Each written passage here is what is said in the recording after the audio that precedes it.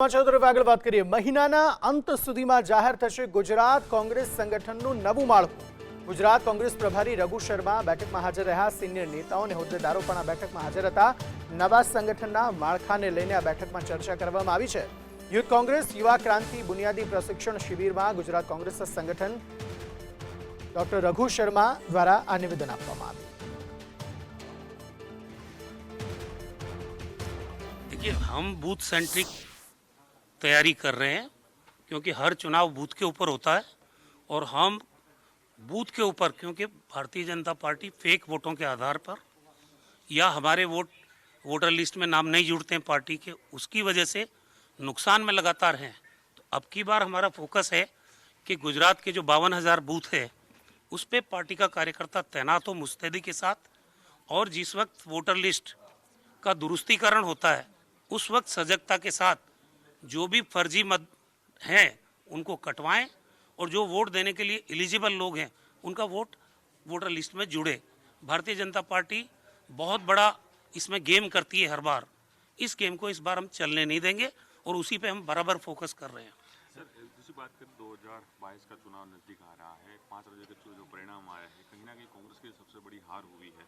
क्या इसकी इफेक्ट आप गुजरात में चुनाव में देख रहे हैं? 2017 में जब गुजरात का चुनाव हुआ था, आप सब लोगों को याद है, उससे पहले उत्तराखंड और यूपी हम चुनाव हारे थे और उसके बाद गुजरात का चुनाव हुआ था।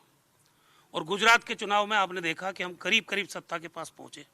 तो हर चुनाव की राजनीतिक परिस्थितियां, हर प्रदेश की राजनीतिक परिस्थितियां अलग अलग होती है। उत्तराखंड और गुजरात हम हारे जरूर हैं, लेकिन हमारा हौसला कायम है और गुजरात के अंदर इश्यूज बहुत हैं।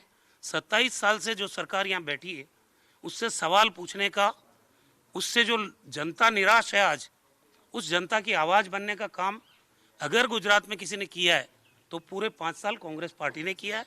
अब तो चुनावी पार्टियां आती है, मैंने कहा ना कि ये बी टीमें हैं भारतीय जनता पार्टी की, क्योंकि वो कांग्रेस को डैमेज करने के लिए आ रही हैं। और मैं समझता हूँ गुजरात की जनता बहुत समझदार है, वो जानती है कि हमारा नुकसान कौन करने आ रहा है।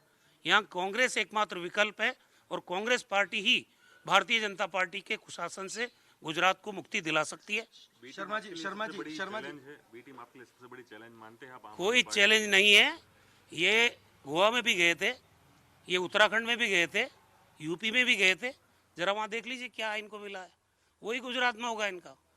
वहाँ पे ये मेजर ओपोजिशन पार्टी थी पंजाब में, इनके एमपीज भी थे, कई सालों से ये लोग वहाँ काम कर रहे थे। यहाँ गुजरात में तो चुनाव के लिए आएंगे वो, तो गुजरात की जनता समझती है सब चीज़। रघु शर्मा जी, जो आपने बात करी कि द्वारका चिंतन शिविर में जो मुद्दे आपने उठाए थे या जो रणनीति आपने बनाई थी, क्या वो रणनीति पे काम हो रहा है, या आपने कहा कि कुछ नाराजगी आपको उस बात को लेकर के भी है कि वो नहीं हो पा रहा है?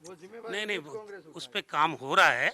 हम उसमें यूथ कांग्रेस को भी हिस्सेदार बनाना चाहते हैं, इसलिए मैंने कहा। बाकी उस पर काम चल रहा है और उस पर हम काफ़ी हद तक आगे बढ़ चुके हैं। ये भी बात है कि गुजरात में चुनाव पहले आ सकते हैं, ऐसी बात भी हो रही है। किस तरह से आप उसको देखते हैं? अब ये तो देखो चुनाव आयोग का काम है और सरकार में बैठे हुए लोगों का काम है, क्योंकि पहले 4 साल जिन चेहरों को लेके सरकार नहीं चला पाए, अच्छा शासन नहीं दे पाए, चुनाव के साल में उन चेहरों को बदला गया, फिर नया चेहरा लाया गया, उसका भी रिमोट किसी और को दे दिया गया।